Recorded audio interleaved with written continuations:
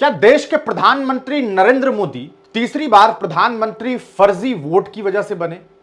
यह सवाल इसलिए उठ रहा है क्योंकि आप जानते हैं कि बिहार में चुनाव आयोग स्पेशल इंटेंसिव रिवीजन यानी कि जो वोटर यहां मौजूद हैं बिहार में, उनका एक निरीक्षण करवाया जा रहा है, उनका एक सर्वे करवाया जा रहा है, उनसे कागजात मांगे जा रहे हैं, उनसे सबूत मांगा जा रहा है कि क्या आप यहां के वोटर हैं या नहीं हैं। लेकिन साथ में जो डॉक्यूमेंट मांगा जा रहा है उसमें यह साबित करना कम कि आप वोटर हैं या नहीं हैं, आप यहां के नागरिक हैं या नहीं, यह ज्यादा पूछा जा रहा है। यही वजह है कि स्पेशल इंटेंसिव रिवीजन पर विपक्ष पूरी तरीके से हमलावर है और लगातार भारतीय जनता पार्टी और इलेक्शन कमीशन पर सवाल खड़े हो रहे हैं। लेकिन सवाल यह है कि आखिरकार क्या इलेक्शन कमीशन को यह हक है कि वो आम लोगों से नागरिकता पूछ सके, वो ये जान सके, वो ये जानना आप कह सकता है उसका काम है कि कोई इंसान भारत का नागरिक है या नहीं, अगर नहीं है तो उसे जो है देश से बाहर कर दे? क्या ये सारा काम इलेक्शन कमीशन का है? नहीं, बिल्कुल भी नहीं। क्योंकि इलेक्शन कमीशन का काम सिर्फ और सिर्फ यह है कि हमारे जो मतदाता हैं वो मतदान कैसे ज्यादा से ज्यादा दे सके। अगर कोई नए मतदाता हैं तो उनका सूची में नाम कैसे शामिल हो। जो मतदाता अब दुनिया से गुजर चुके, जैसे अभी एक खबर आप देखते हैं सोशल मीडिया पर कि बिहार में 35 लाख लोगों का नाम कट जाएगा। बस ये खबर चला करके एक कहा सकता है इमेज तैयार किया जा रहा है कि देखिए बिहार में फर्जी वोटर है। लेकिन अगर आप उसकी सच्चाई को जानने की कोशिश करेंगे तो आपको मालूम चलेगा कि वो दो कैलकुलेशन है जिसे मिलाकर के 35 लाख वोटर हो रहे हैं। उनमें आधे लोग वो हैं जिनका देहांत हो गया है, जो मर चुके हैं, जो इस दुनिया से जा चुके हैं, लेकिन वोटर तो वो थे, उनका वोटर लिस्ट में नाम तो था, उनका वोटर आईडी कार्ड तो था, तो उनका निरस्त करना है। वो लगभग 17-18 लाख वो लोग हैं। और बाकी के जो लोग हैं वो लोग हैं जो बिहार छोड़ करके निकल गए, यानी कि उन्होंने बिहार को छोड़ दिया, बिहार से अपना रिश्ता नाता तोड़ लिया। तो ये वो लोग हैं। अब रही वो खबर जो सूत्रों से चलाई जा रही है कि ऐसा है कि बिहार में कई जगहों पर रोहिंग्या, बांग्लादेशी, नेपाली और पता नहीं कौन कौन से मुल्क के लोग मिल गए हैं। ये सिर्फ और सिर्फ सूत्रों से चलाई जा रही खबर है। इलेक्शन कमीशन के पास कोई ऑफिशियल आंकड़े नहीं। ये पूरा प्रकरण, ये जो पूरा मामला है, इस पर प्रशांत किशोर ने जम करके हमला बोला है इलेक्शन कमीशन पर और उससे ज्यादा भारतीय जनता पार्टी पर कि किस तरीके से यह हुकूमत एक फायदा उठाना चाहती है। यह एनडीए महागठबंधन यहां के लोगों के अंदर एक पैनिक पैदा कर रही है। और क्यों किया जा रहा है? क्या वोट चोरी करने की कोशिश है? सुनिए, प्रशांत किशोर जब पूर्णिया पहुंचे बिहार बदलाव रैली में तो उन्होंने क्या कुछ बातें कही है। देखिए, ये वोटर आईडी का जो बखेड़ा है ये अभी शुरू हुआ है पिछले 2-3 हफ्तों से। एक बात समझने की है, वोटर आईडी कौन बनाता है? वोटर लिस्ट बनाने की जिम्मेवारी चुनाव आयोग की है, जो एक संवैधानिक संस्था है। वो हमारे आपके या किसी दल के अधीन नहीं है।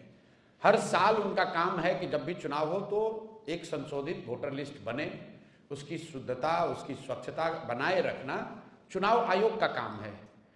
अभी 1.5 वर्ष पहले बिहार में चुनाव हुआ, पूरे देश में चुनाव हुआ। उसी वोटर लिस्ट से देश की पार्लियामेंट का जो सबसे बड़ा सदन है, इस देश का लोकतंत्र का सबसे बड़ा मंदिर है, जिसके जरिए यहाँ के प्रधानमंत्री का चुनाव हुआ है, उसी वोटर लिस्ट से उनका चुनाव हुआ। अब आप कब बता रहे हैं कि वो वोटर लिस्ट फर्जी है, तो क्या चुनाव आयोग ये स्वीकार करने को तैयार है कि जो पार्लियामेंट का चुनाव हुआ जिसमें मोदी जी प्रधानमंत्री बने, वो वोटर लिस्ट सही नहीं था? क्या वो फर्जी लोगों के वोट से बने?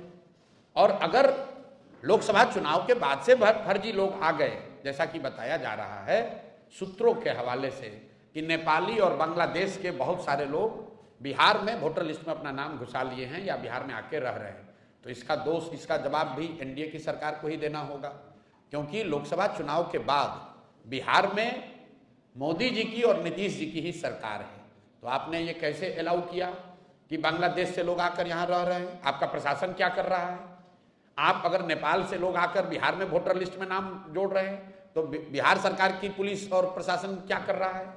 तो भैया किसी भी तरीके से वो आर्गुमेंट देंगे, ये यही साबित होगा कि गलती उनकी है। ये पूरा बखेड़ा इसलिए खड़ा किया गया है कि एनडीए को, सत्तारूढ़ दल को ये डर सता रहा है कि 30-35 बरस के बाद बिहार में लोगों को एक नया रास्ता दिख गया है। और खासकर उन लोगों को जो प्रवासी मजदूर हैं, जो गरीब हैं, जो इस व्यवस्था से के मारे हुए लोग हैं, जिनको इस व्यवस्था और इस भ्रष्टाचार से की वजह से जिनका जीना दुभर है, जो जानते हैं वो कभी भाजपा को, लालू को वोट नहीं देना चाहते हैं, अब लेकिन मजबूरी में देना पड़ता था, उनके सामने एक जनसुराज का नया रास्ता, नया विकल्प मिल गया है। तो अब भाजपा वाले, एनडीए वाले कोशिश कर रहे हैं कि इस तरह के युवा, इस तरह के प्रवासी मजदूर या समाज के वो वर्ग जो भाजपा एनडीए के खिलाफ वोट देने वाले हैं, उनको वोटर लिस्ट के शुद्धता के नाम पर उनको परेशान किया जाए और जहां तक हो सके उसका नाम काटा जाए।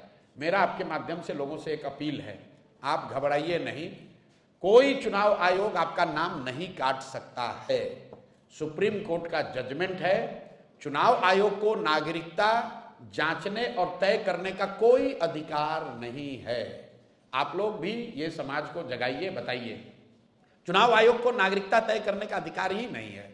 वो सिर्फ ये कह सकते हैं कि आप वो डॉक्यूमेंट लाइए जिससे कि वोटर लिस्ट में आपका नाम ऐड किया जा सके। आपका नाम काटना, आपका राशन पानी बंद करना, आपकी सरकारी व्यवस्था से मिलने वाली मदद को बंद करना, ये चुनाव आयोग के अधिकार क्षेत्र के बाहर का बात है।